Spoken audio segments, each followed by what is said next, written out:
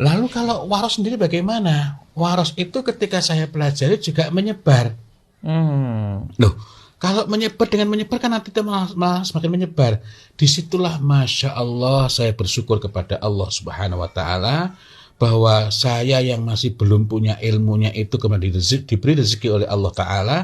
Saya mencampurkan antara lain di situ ada Yasmin, melati, kemudian ada sedap malam. Sedap malam.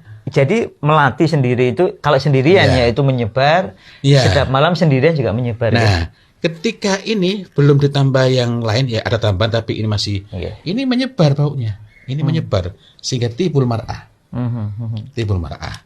Akan tetapi ketika saya mencampurkan, artinya bukan karena tahu kalau campurkan ini nanti akan menjadi tibul nisa, saya masukkan, loh kok berubah sekali?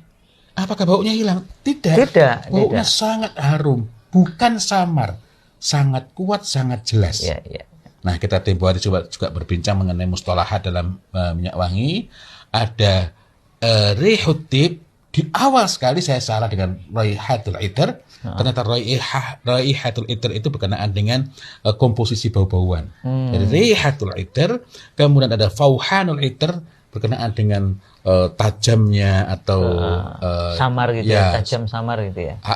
Maka dibedakan antara ali dan rendah. Kemudian nanti ada sabatul itar, awet tidaknya. Kemudian ada lagi intisyarul itar, menyebar tidaknya.